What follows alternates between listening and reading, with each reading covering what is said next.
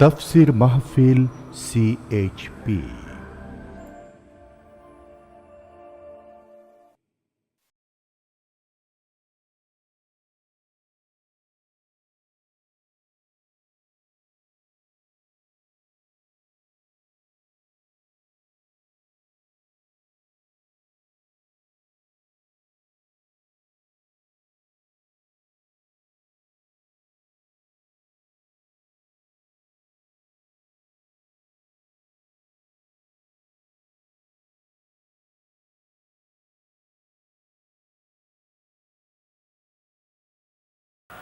أعوذ بالله من الشيطان الرجيم بسم الله الرحمن الرحيم والعصر إن الإنسان لفي خسر إلا الذين آمنوا وعملوا الصالحات وتواصوا بالحق وتواصوا بالصبر صدق الله العظيم। কি বলেন, খুব বড় সূরা, কোরআনে কারীমের সর্বকনিষ্ঠ ছোট্ট একটি সূরা। বিপুল সংখ্যক মুফাসসিরিনে কেরাম এই সূরাটিকে মক্কি সূরা হিসাবে তারা গণ্য করেছেন। সূরাটির বৈশিষ্ট্য হচ্ছে কয়েকটি শব্দের মধ্যে আল্লাহ পাক এর অর্থ এবং ব্যাখ্যা এত বেশি, কয়েকটি শব্দের মধ্যে এই সূরাটি আল্লাহ নাজিল করেছেন, কিন্তু এর অর্থ আর ব্যাখ্যা এত বেশি যা দিয়ে একটা বিশাল গ্রন্থ রচনা হতে পারে। আমার তো মনে হয় যে সূরা ওয়াল আসর এটা যেন একটা ঝিনুকের মধ্যে আল্লাহ পাক আটলান্টিক মহাসাগর, প্রশান্ত মহাসাগর, সবগুলি মহাসাগর একটা ঝিনুকের মধ্যে আল্লাহ পুরি দিয়েছেন। মানুষের সাফল্য এবং কল্যাণ, তার ধ্বংস এবং সর্বনাশের পথ কোথায় তা এ কোরআন বলে দিয়েছে। সফলতা কিসে আসবে, ধ্বংস কিসে আসবে, এ কথা আল্লাহ কোরআনে বলে দিয়েছে। আমি আজকে এই সূরা বেছে নিলাম এই কারণে, আমরা চলছি ধ্বংসের দিকে। কোন দিকে যাচ্ছি বলেন না, কোন দিকে? আমার তো মনে হয় হেমিলেনের সেই বংশীবাদক যেন বাঁশি বাজিয়ে চলছে, আর গোটা জাতি তার পেছনে সমুদ্রে ডুবে মরার জন্য অগ্রসর হচ্ছে। বন্ধুগণ, আমি বলতে চাচ্ছি যে আজ আমরা সফলতা এবং ব্যর্থতা কিসে, লাভ আর ক্ষতি কিসে এটা বুঝতে পারছি না বলেই গোটা জাতির এই দুর্দিনে সূরা ওয়াল আসর এইটাই আমাদের আলোচনা করা উচিত বলে আমি মনে করি। এর মধ্যেই আল্লাহ পাক আমাদের লাভ, আমাদের ক্ষতি, আমাদের সাফল্য, আমাদের ব্যর্থতা এর মানদণ্ড নির্ণয় করে দিতে পারেন কে? কথা বোঝেন নাই? তাহলে বলেন না, কে দিতে পারেন? সেই আল্লাহ রাব্বুল আলামিন, তিনি এই কোরআনকে দিয়েছেন, এই সূরা তিনি নাজিল করেছেন। ইমাম শাফি রাহমাতুল্লাহ আলাইহি বলেছেন, লোকেরা যদি এই ছোট্ট সূরাটি উপরে চিন্তা ভাবনা করে তাহলে একটা মানুষের জন্য এই সূরাটাই তার হেদায়েতের জন্য যথেষ্ট হয়ে যেতে পারে, আর কিচ্ছু লাগে না। এই ছোট্ট সূরাটি একটা মানুষের সম্পূর্ণ হেদায়েত হওয়ার জন্য যথেষ্ট।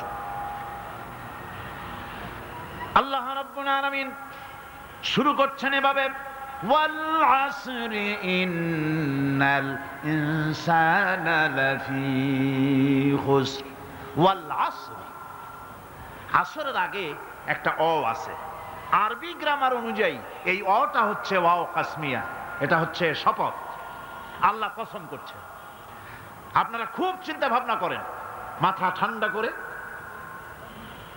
কান এবং দিল, মন, মগজ সব এদিকে আপনারা গভীর মনোনিবেশ সহকারে যদি শোনেন তাহলে বুঝতে পারবেন আল্লাহ পাক শপথ করতেছেন, কসম করতেছেন।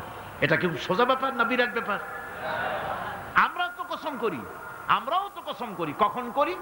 কথাটাকে নিশ্চিত করার জন্য, দৃঢ়ভাবে বিশ্বাস করার জন্য বলি, আল্লাহর দোহাই, আল্লাহর কসম, এই বলে আমরা আমাদের কথাকে উপস্থাপন করি, অধিকতর বিশ্বাস করাবার জন্য। আল্লাহ পাক কসম করতেছেন, তবে আল্লাহর কসম আর আমাদের কসম এক না। আমরা কসম করি সবচাইতে যিনি বড় মহানত্ব, বিরাটত্ব, শ্রেষ্ঠত্বের উপরে ভিত্তি করে আমরা কসম করি, যেহেতু আল্লাহর চাইতে মহান, বড়, শ্রেষ্ঠ আর কেউ নাই। এই জন্যে আল্লাহর চাইতে বড় কেউ নাই বলে আমাদের জীবনের শ্রেষ্ঠ স্লোগান, মুসলমানের জীবনে শ্রেষ্ঠ স্লোগান নারে তাকবীর। আসতে কইলেন কেন?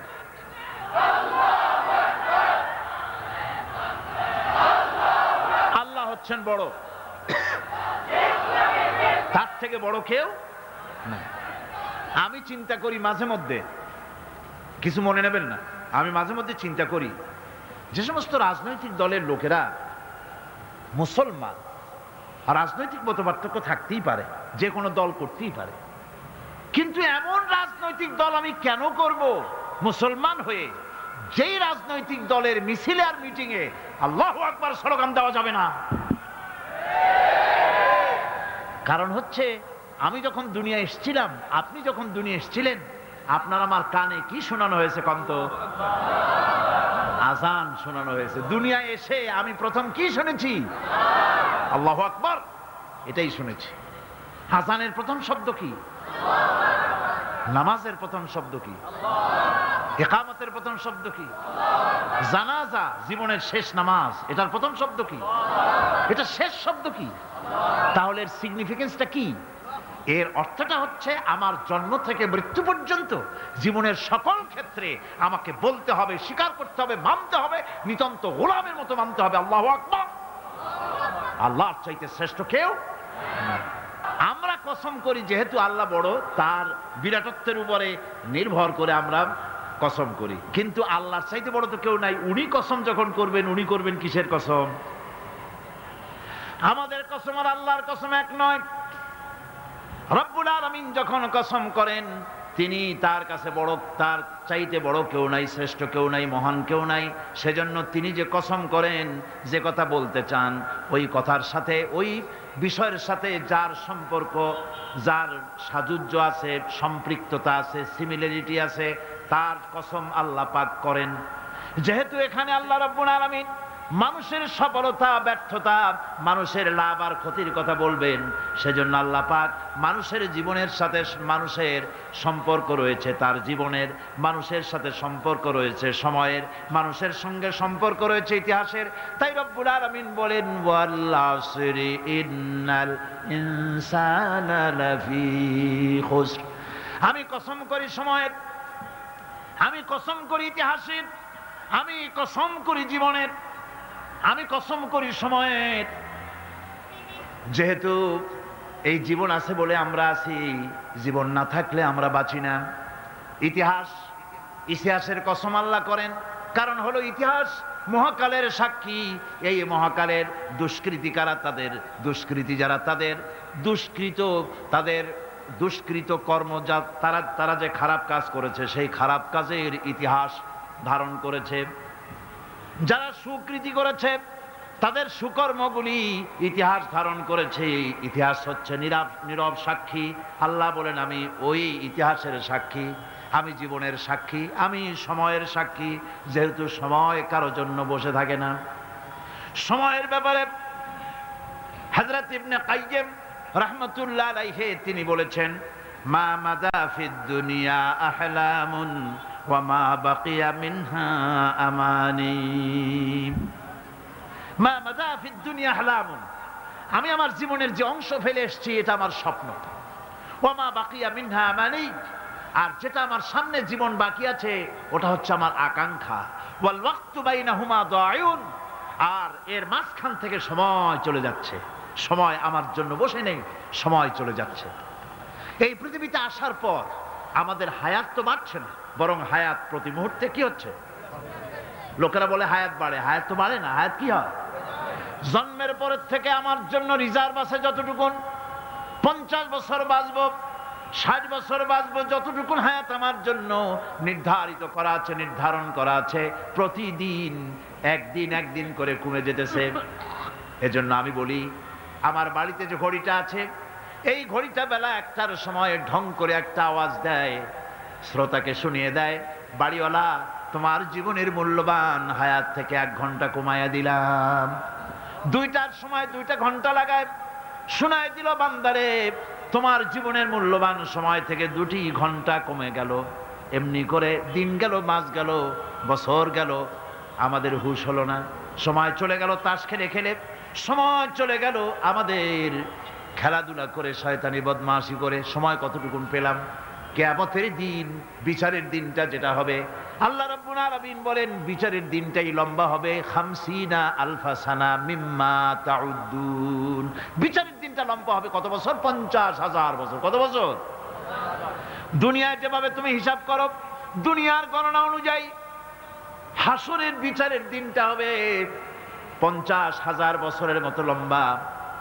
এক কিতাবে দেখেছি, তিনি লিখেছেন হিসাব করে কিয়ামতের ওই দিনটার হিসাবে 50,000 বছর একটা দিন লম্বা। ওই হিসাবে পৃথিবীতে যারা 60 বছর বাঁচলো, সেজন্য আখেরাতে 2 মিনিট দুনিয়ায় বাঁচলো। চিন্তা করেছে? মাত্র 2 মিনিট। 60 বছর যারা হায়াত পেল, 2 মিনিট বাঁচলো। এই 2 মিনিটের জন্য কত হাঙ্গামা, কত মারধর, কত সন্ত্রাস, ক্ষমতার জন্য লড়াই, হ্যান করেঙ্গে ত্যান করেঙ্গে, লাঠিকে আমদার মুগুর ভরেঙ্গে, শক্তির ঠেলায় অস্থির। আমার বন্ধুগণ, সময় চলে যাচ্ছে স্রোতের মতো করে, কারোর জন্য সময় অপেক্ষা করতেছে না। আমাদের মৃত্যু প্রতি মুহূর্তে কাছে চলে আসতেছে। এই জন্য শায়ের বলেছেন, আগাহ আপনি মৌত সে কোই বশর নেহি, আগাহ আপনি মৌত সে कोई बशर नहीं, सामा 100 बरस के हैं पल की खबर नहीं। মৃত্যু সম্পর্কে আমাদের কারো জানা নাই। যে কোনো মুহূর্তে মৃত্যু আমাদের কাছে এসে যেতে পারে। মৃত্যু সম্পর্কে কিছুই জানা নাই, অথচ প্রতি মুহূর্তে আমরা মৃত্যুর দিকে এগিয়ে চলছি। মাল সামান 100 বছর কি ধরে খাবো তাও জমা করে রেখেছি, কিন্তু 1 মুহূর্তের খবর নাই। মাহফিলে এসেছি, বাড়ি যেতে পারবো নিশ্চয়তা নাই। আছে? বলেন আছে? আপনি বাড়ি যাও ভালো, বসেছেন, দাঁড়াতে পারবেন, এই নিশ্চয়তা আছে? নাই। সুতরাং সূরাটির যে সময়ের উপরে কসম করে মূলত সময়ের অপরিসীম গুরুত্ব সম্পর্কে আল্লাহ পাক মানুষকে বুঝাই দিতেছেন। সময়ের দাম দাও। আমাদের সময় চলে যায় গান শুনতে শুনতে, আশ্চর্য মলম বিক্রি করা দেখতে দেখতে, তাস পাশা খেলতে খেলতে সময় চলে যায়, কেউ খেয়াল করে না। সময় বলতে অতীত কালও হতে পারে, আবার বর্তমানও হতে পারে। আর বর্তমান কাল কোনো কালই না। বর্তমান কাল কোনো কাল নয়। প্রতি মুহূর্তে ভবিষ্যৎ এসে বর্তমান হয়, আর প্রতি মুহূর্তে বর্তমান কি হয়? অতীত হয়ে যায়। বর্তমান কাল বলে কোনো কাল নেই। প্রতি মুহূর্তে অতীত হয়ে যাচ্ছে। এই যে আমি মাহফিলে বসছিলাম প্রথম এসে, ওইটা কি এখনো বর্তমান আছে? এই যে বর্তমান কথা বলছি, এটা অতীত হয়ে যাচ্ছে। সুতরাং বর্তমান কাল নাই। আল্লাহ পাক অল আসরের সময়ের কসম করে বলছেন। যদি আমরা চিন্তা ভাবনা করি, তাহলে আমরা লক্ষ্য করব আমাদের আসল মূলধন সময়। আসল মূলধন কি? জীবনের আসল মূলধন কি? সময়। ইমাম রাজি রহমতুল্লাহ আলাইহি এই পর্যায়ে এক বুজুর্গের ব্যক্তির কথা তিনি আলোচনা করেছেন। তিনি বলেছেন যে একটা লোক, তিনি সূরা আল আসর এর ব্যাখ্যা তিনি বুঝতেছিলেন না। ব্যাখ্যাটা কি? এই মাথার মধ্যে ঘুরপাক খাচ্ছিল এর ব্যাখ্যা কি?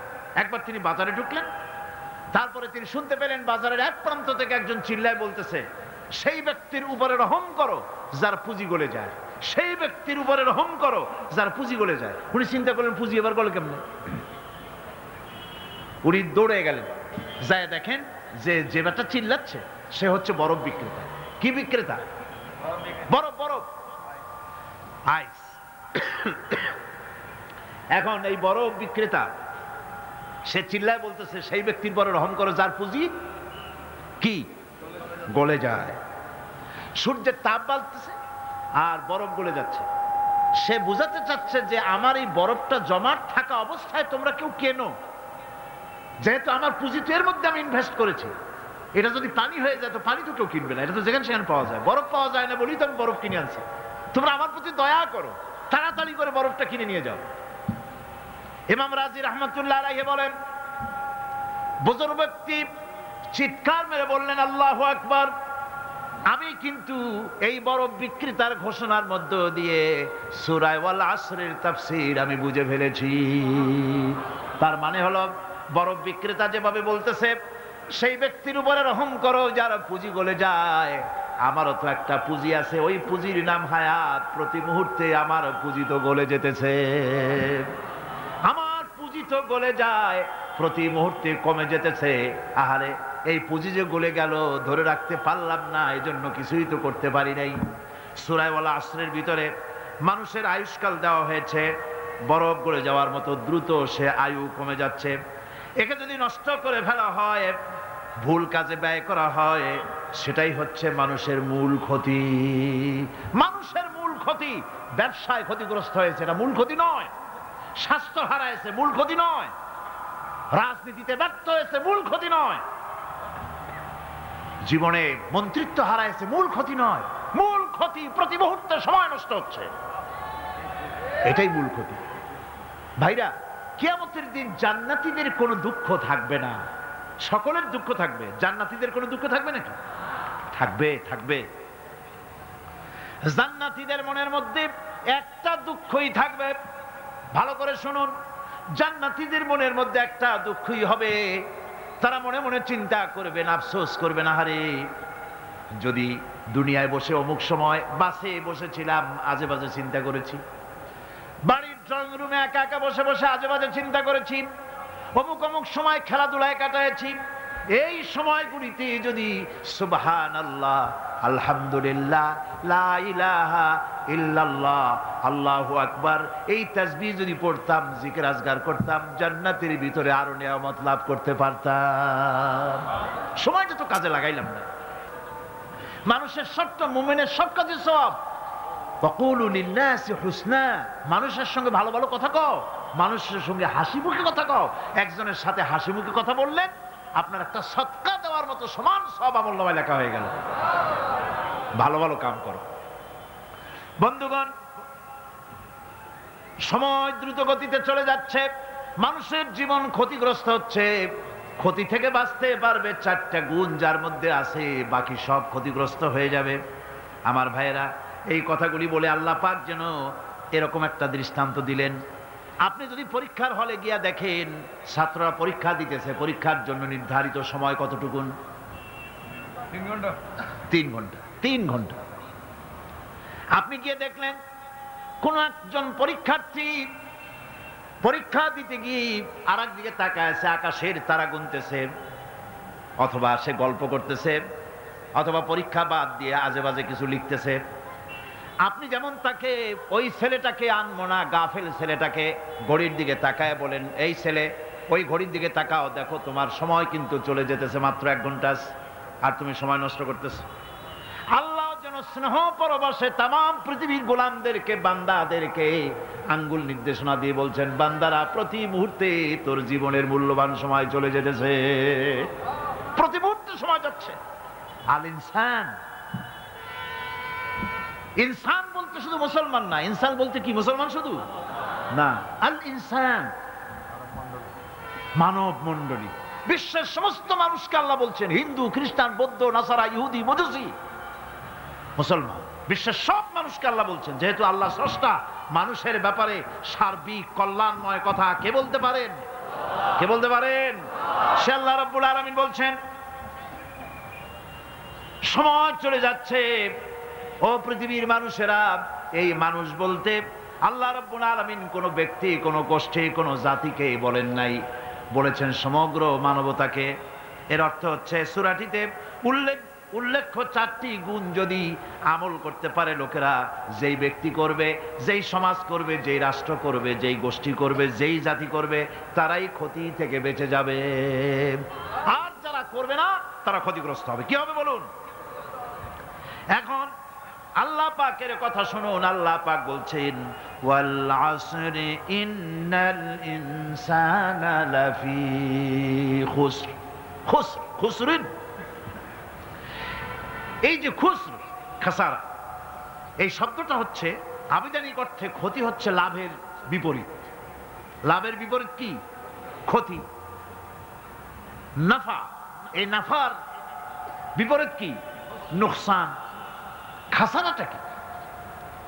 নোকসান বলা হয় পুঁজি 50,000 খাটাইছিলাম, লাভ করতে পারি নাই, পুঁজি ঠিক আছে, এটাকে বলা হয় নোকসান। এটাকে কি বলা হয়? নোকসান। কিন্তু আমি পুঁজি খাটিয়েছিলাম 50,000 টাকা, লাভ তো হয়ই নাই, পুঁজিও চলে গেছে, আমও গেছে সালাও গেছে, আমও নাই সালাও নাই। এইটারে আরবিতে কি বলা হয়? খাসার। দেউলিয়া। দেউলিয়া হয়ে গেছে। দেউলিয়াটা বোঝেন ভালো আপনারা, দেউলিয়া হয়ে গেছে। কোরআন লাভ বা সাফল্যের ধারণা যেমন নিছক পার্থিব নয়, সমৃদ্ধির কথা শুধু পার্থিব নয়, জন্ম থেকে শুরু করে মৃত্যু পর্যন্ত কোরআনের লাভের কথা যখন বলা হয় তখন জন্ম থেকে মৃত্যু পর্যন্ত, আখিরাত পর্যন্ত, কিয়ামত পর্যন্ত। ক্ষতিটাও জন্ম থেকে শুরু করে মৃত্যু পর্যন্ত, কিয়ামত পর্যন্ত ক্ষতিটাও। এই ক্ষতি থেকে বাঁচাবার জন্য কোরআনে কারিমে বিভিন্ন জায়গায় এই খাসারা শব্দ ব্যবহার করা হয়েছে।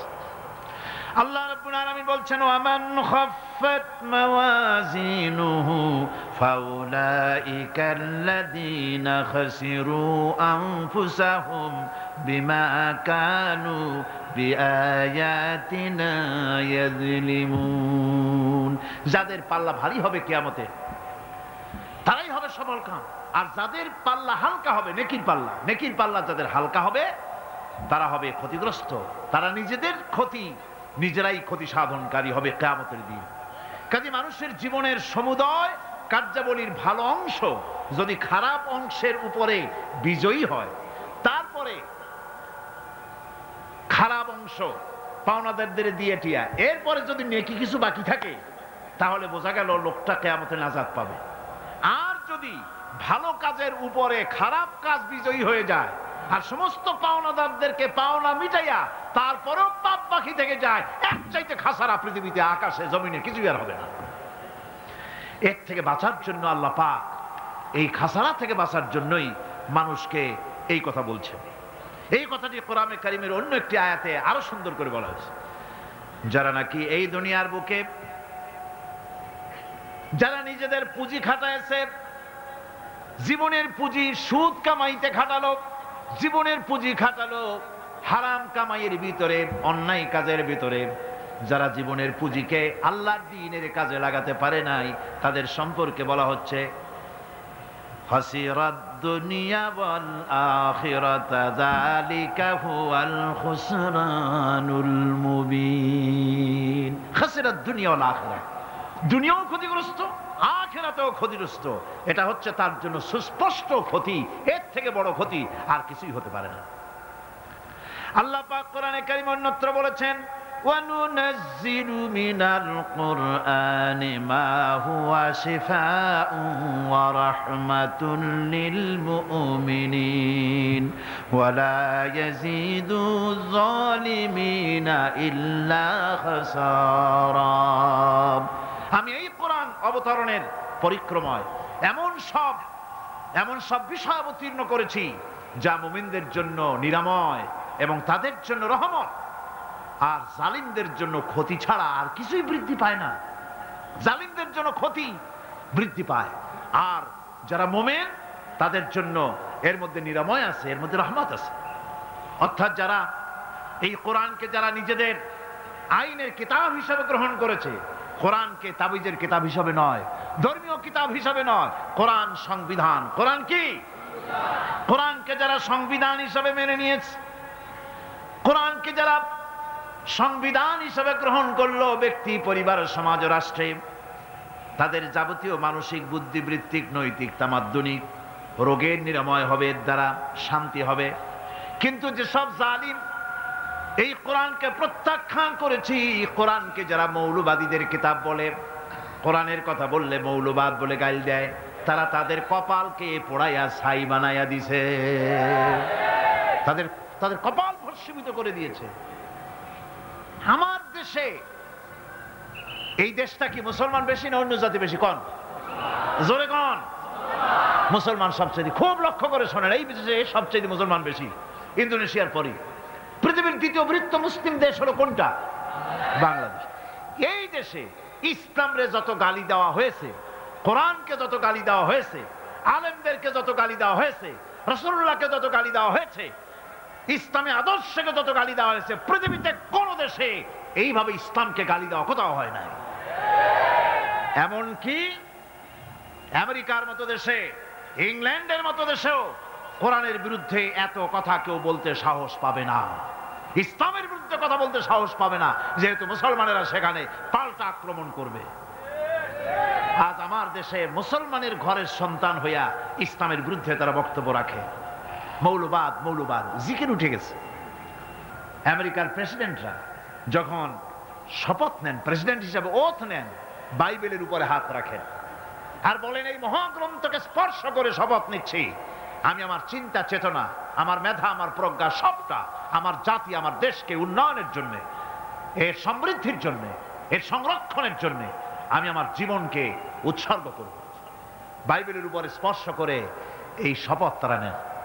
আমার দেশের প্রেসিডেন্ট, প্রধানমন্ত্রী শপথ নেওয়ার সময় কোরআন শরীফের উপরে হাত রাখে যদি, তাহলে বলা হবে বেচারা মৌলবাদী হয়ে গেছে। এটা করা যাবে না। আর যদি কেউ করে সামান্য কিছু, কোরআন না, যদি তসবিহ নিয়েও আসে, তাহলে বুঝতে হবে জাতির সাথে একটা প্রতারণা ছাড়ার কিছুই না।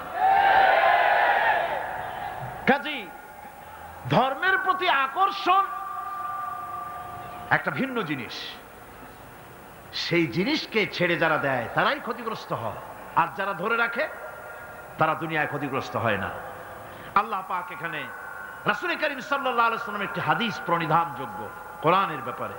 হুজুর বলেছেন, আল কোরআন হুজ্জাতুন লাকা ওয়া আলাইকা। এই কোরআন হয় তোমার পক্ষের সাক্ষী, না হয় এই কোরআন তোমার বিপক্ষের সাক্ষী। কিয়ামতে এই কোরআন হয় তোমার পক্ষে কাজ করবে, নতুবা এই কোরআন তোমার বিপক্ষে কাজ করবে। দুই অবস্থা থেকে খালি হবে না। হয় কোরআন তোমার পক্ষে সাক্ষী দেবে, না হয় আমরা কি চাই, কিয়ামতে কি চাই বলেন, কি চাই? কোরআনের পক্ষে যদি আমরা সাক্ষী চাই, তাহলে এই কোরআনের পক্ষে আমাদেরকে কাজ করতে হবে। এছাড়া আমাদের নাজাতের কোনো পথ নাই। আমাদের মুক্তির পথ হচ্ছে কোরআন কেন্দ্রিক, রাসূলুল্লাহর হাদিস কেন্দ্রিক। এর বাইরে আমাদের সমস্ত পুঁজি নষ্ট হয়ে যাবে। আমাদেরকে পৃথিবীতে টিকে থাকতে হলে কোরআনের উপরে ভিত্তি করে আমাদেরকে বাঁচতে হবে, টিকতে হবে। কোরআনে কারিমে আল্লাহ রাব্বুল আলামিন অন্যত্র বলেছেন, কুল ইন্নাল খাসিরিনাল্লাযীনা খাসিরু আনফুসাহুম ওয়া আহলিহিম ইয়াওমাল কিয়ামাহ আলা যালিকা হুয়াল খুসরানুল মুবিন। বলো, প্রকৃত দেউলিয়া তারাই যারা কিয়ামতের দিন নিজেকে, নিজের পরিবার পরিবর্গকে এই ক্ষতির দিকে যারা ঠেলে দেবে। ভালো করে শুনে নাও, এটি হচ্ছে সুস্পষ্ট ক্ষতি, সুস্পষ্ট দেউলিয়াপনা। এই ক্ষতি থেকে বাঁচার জন্য আল্লাহ রাব্বুল আলামিন কোরআনে কারীমের মধ্যে বলেছেন, ওয়াল আসরি ইন্নাল ইনসানা লাফি খুসর। পড়েন সবাই, ওয়াল আসরি ইন্নাল ইনসানা লাফি খুসর। মানুষের, সমগ্র মানুষের জীবন ক্ষতিগ্রস্ত, ব্যর্থ। কে বলতেছেন? গা শিউরে ওঠার কথা না, গা শিউরে ওঠে। আল্লাহ বলতেছেন ক্ষতিগ্রস্ত, ব্যর্থ। আপনি যতই মনে করেন আপনার মিল আছে, কল আছে, কারখানা আছে, মন্ত্রী, টাকা পয়সা আছে, প্রেসিডেন্ট হয়েছেন, প্রধানমন্ত্রী হয়েছেন, আপনার জীবন সফল হয়েছে, আল্লাহ বলেন না, জীবন ব্যর্থ, জীবন বিফল, জীবন ক্ষতিগ্রস্ত। তাম পৃথিবীর সমস্ত মানুষ ক্ষতিগ্রস্ত, ব্যর্থ। 4টা কাজ করলে সফল হবে। কয়টা কাজ? জোরে বলেন, কয়টা কাজ? ইল্লাল্লাযীনা আমানু ওয়া আমিলুস সালিহাতি ওয়া তাওয়াসাউ বিল হাক্কি ওয়া তাওয়াসাউ বিস সাবর। 4টা কাজ করলে জীবন হবে সফল। এই ব্যর্থতা থেকে, এই ক্ষতি থেকে যদি বাঁচতে চাই কিনা? কারা কারা চাই? দেখাই তো হাত। কারা কারা চাই? ক্ষতির হাত থেকে বাঁচতে চাই কারা? আলহামদুলিল্লাহ, হাত নামান। ক্ষতির হাত থেকে যারা বাঁচতে চান, আল্লাহ রাব্বুল আলামিন তাদের জন্য ফর্মুলা পেশ করেছেন, ইল্লাল্লাযীনা আমানু ওয়া আমিলুস সালিহাতি ওয়া তাওয়া وتواصوا بالحق وتواصوا بالصبر। আল্লাহ পাক বলেন 4টি কাজ করলে জীবন সফল হয়ে যাবে। কয়টা কাজ? 4টা কাজ করলে জীবনটা সফল হয়ে যাবে। 1 নম্বরে ঈমান। 1 নম্বরে কি? ঈমান। এটাই হচ্ছে ফাউন্ডেশন। ক্ষতি থেকে বাঁচার জন্য প্রথম যে গুণটি, সেটির নাম হচ্ছে ঈমান। ইসলামে ঈমানের স্থান সর্বপ্রথম, তারপরই হচ্ছে ইসলাম। ঈমান আগে, তারপরে কি? ইসলাম। ইসলাম হচ্ছে বীজ, ঈমান হচ্ছে বীজ, আর ইসলাম হচ্ছে চারা, গাছ। এটা হচ্ছে ভিত্তি। এই ভিত্তিকে সর্বপ্রথম মজবুত করতে হবে। ঈমানের ভিত্তি, ঈমানের ভিত্তি দুনিয়ায় ঈমানের আহ্বান জানাবার জন্যই আল্লাহ রাব্বুল আলামিন সমস্ত নবী এবং রাসূলদেরকে পৃথিবীতে পাঠিয়েছেন ঈমানের আহ্বানের জন্য। দুনিয়ার সমস্ত নবীদের দাওয়াত ছিল ঈমানের দাওয়াত। কিসের দাওয়াত? এই ঈমানের দাবিটা আসছে, এই দাওয়াতটা এসেছে আল্লাহর কাছ থেকে। কার কাছ থেকে? দেখুন, পৃথিবীর ভিতরে কোন নবীদের কথার সাথে আরেকজন নবীর কথার কোনো বৈপরীত্য হয় নাই। সমস্ত নবীদের কথা একরকম ছিল। কয় রকম? একজন নবীর সঙ্গে তার বক্তব্যের সাথে আরেকজন নবীর বক্তব্যের কোনো গুণগত মৌলিক কোনো পার্থক্য ঘটে নাই, অসঙ্গতি হয় নাই। কারণ নবীরা, আম্বিয়া আলাইহিমুস সালাম, নিজেরা বানিয়ে কথা রচনা করে তারা মানুষের সামনে পেশ করে নাই। সমস্ত নবীদের কাছে যত দাওয়াত এসেছে, একটা অফিস থেকে এসেছে। সে অফিসটা হচ্ছে কার? আল্লাহ রাব্বুল আলামিনের। তাই দুনিয়ার সমস্ত পয়গম্বরদের দাওয়াত ছিল না ইলাহা ইল্লাল্লাহ, লা ইলাহা ইল্লাল্লাহ, লা ইলাহা, লা ইলাহা ইল্লাল্লাহু মুহাম্মাদুর রাসূলুল্লাহ। এটাই ছিল সমস্ত নবীদের দাওয়াত। কোরআনে কারীম তার ধারক এবং বাহক সম্পর্কে বলে যে তিনি যে দাওয়াত দিয়েছেন সে দাওয়াতটা হলো ঈমানের দাওয়াত। আমাদের নবী তিনি এসে যে দাওয়াত দিয়েছেন সে দাওয়াতটা কিসের? কোরআনে কারীম বলছি, রব্বানা ইন্নানা সামি'না মুনাদিয়ান ইউনাদি লিল ঈমান। হে আমাদের রব, নিশ্চয়ই আমরা এমন একজন আহ্বায়কের আহ্বান শুনেছি যিনি আমাদেরকে ঈমানের দাওয়াত দিয়েছেন। এমন কোন পয়গম্বর নাই দুনিয়ায় যিনি ঈমানের দাওয়াত দেন নাই। সকলেই ঈমানের দাওয়াত মানুষের সামনে, বিশ্ববাসীর সামনে পেশ করেছেন। কোরআনে হাকিম স্পষ্ট একটা সীমারেখা দুনিয়ার মানুষের সামনে পেশ করে পৃথিবীর মানুষগুলিকে দুটি শ্রেণীতে বিভক্ত করে দিয়েছে। একটি হচ্ছে ঈমান পোষণকারী, আরেকটি হচ্ছে অবিশ্বাসী। একটা ঈমান পোষণকারী আর একটা অবিশ্বাসী। ঈমান পোষণকারীরা সত্যশ্রয়ী, তারা হচ্ছে জ্ঞান এবং নূরের সম্পদে সমৃদ্ধ। আর দ্বিতীয় দলটি হচ্ছে কাফের, জালিম, মূর্খ। তারা হেদায়েতের রাস্তা তাদের জন্য অবরুদ্ধ। কোরআনে কারীম এই দুইটি দল সম্পর্কে উল্লেখ করতেছেন, মাসালুল ফারিকাইনি কাল আ'মা ওয়াল আসাম্মি ওয়াল বাসীরি ওয়াস সামিম হাল ইয়াস্তাবিয়ানি মাসালান আফালা। কোরআন শরীফ বলছে, হাল ইয়াস্তাবিয়ানি মাসালান আফালা তাযাক্কারুন। দুইটি শ্রেণীতে আল্লাহ পাক ভাগ করে দিয়েছেন। একটা শ্রেণী হচ্ছে অন্ধ, বোবা, বধির। আরেকটি যারা শুনতে পায়, চোখে দেখতে পায়। এই দুটি কখনো এক নয়, সমান নয়।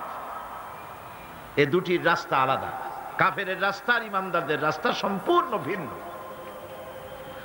আল্লাহ রাব্বুল আলামিন ঈমান এবং কুফরের পার্থক্য বলে দেওয়ার জন্য গোটা মানব জাতির মধ্যে স্পষ্ট করে বলেছেন, লা ইকরাহা ফিদ-দীন ক্বাদ তাবায়্যানার রুশদু মিনাল গাই। দ্বীনের ব্যাপারে জোর জবরদস্তি নেই।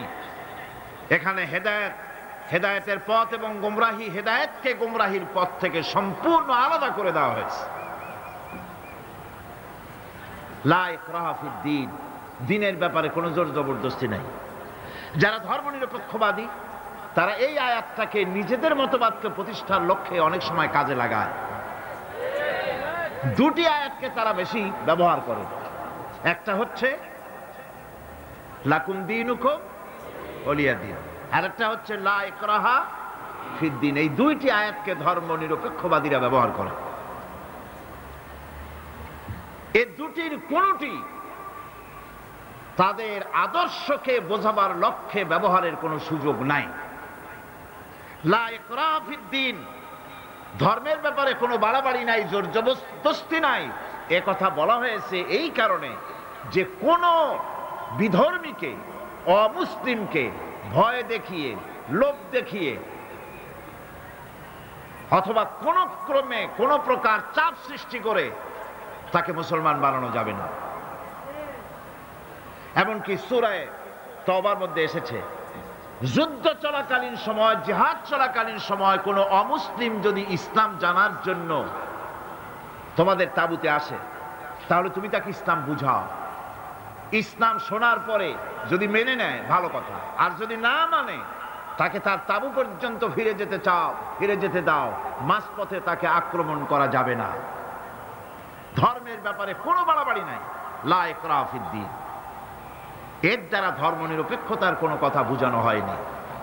আর লাকুম দীনুকুম ওয়ালিয়া দীন, এটা ছিল কাফেরদের সেই বক্তব্যের প্রেক্ষিতে যেখানে কাফেররা বলেছিল মুহাম্মদ সাল্লাল্লাহু আলাইহি ওয়াসাল্লাম, আসুন আমরা এক কাজ করি, সেটা হলো ধর্ম নিয়ে আমাদের মধ্যে যে বাকবিতণ্ডা হচ্ছে, আমরা ধর্মকে 50-50 ভাগ করে নিই। কিছুদিন আমরা গিয়া আপনার আল্লাহরে সেজদা দেই, আর কিছুদিন আপনারা আমাদের মূর্তিগুলিকে প্রণাম করুন। এই প্রস্তাব যখন রাখল, আল্লাহ রাব্বুল আলামিন সূরা কাফিরুন অবতীর্ণ করে দিলেন, কুল ইয়া আইয়ুহাল কাফিরুন লা আ'বুদু মা তা'বুদুন। হে কাফেরেরা, হে অবিশ্বাসীরা, নবী আপনি বলুন, হে অবিশ্বাসীরা, তোমরা যার ইবাদত করো আমরা তার ইবাদত করি না, আবার আমরা যার ইবাদত করি তোমরাও তার ইবাদত করো না। সুতরাং লাকুম দীনুকুম ওয়ালিয়া দীন, সুতরাং তোমাদের দিন তোমাদের জন্য, আমাদের দিন আমাদের জন্য। এখানে নিরপেক্ষতার কথা বলা হয় না, এখানে পক্ষের কথা বলা হয়েছে। কিসের পক্ষ? ধর্মের পক্ষ।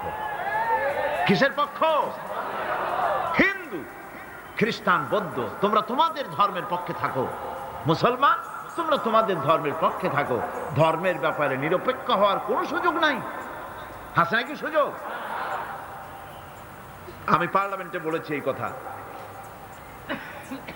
যে একটা ধর্মের উপরে বিশ্বাস করে নিজেকে একটা ধর্মের পক্ষের ব্যক্তি হিসাবে ঘোষণা করে কেউ বলছে, দাবি করছে আমি হিন্দু, কেউ বলছে আমি বৌদ্ধ, কেউ বলছে আমি খ্রিস্টান, কেউ বলছে আমি মুসলমান।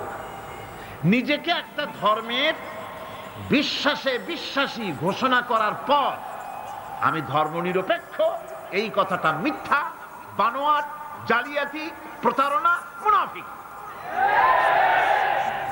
কোন ধর্মের অনুসারী ব্যক্তি ধর্মনিরপেক্ষ হতে পারে না। কেবলমাত্র নাস্তিক, যারা আল্লাহরে মানে না, আল্লাহকে স্বীকার করে না, ওরা বলতে পারে আমরা ধর্মনিরপেক্ষ, ধর্মের ব্যাপারে আমরা নিরপেক্ষ, ওগুলো মানি না, বিশ্বাস করি না। কিন্তু যারা ধর্মে মানে, সেদের যে ধর্মেরই হোক না কেন, সে ব্যক্তি ধর্মনিরপেক্ষ যদি দাবি করে, এটা মিথ্যে কথা, এটা মুনাফিকি ছাড়া আর কিছু হতে পারে না। মুসলমানকে, যে কোনো জাতিকে যে ধর্মে আছে ধর্মের পক্ষে থাকার কথাই বলা হয়েছে। এখন আমি বলতেছিলাম ইমানের কথা। ইমান আগে আনতে হবে। ইমান সম্পর্কে আল্লাহ রাব্বুল আলামিন বলতেছেন ইমান হলো আগে, তারপরে ইসলাম।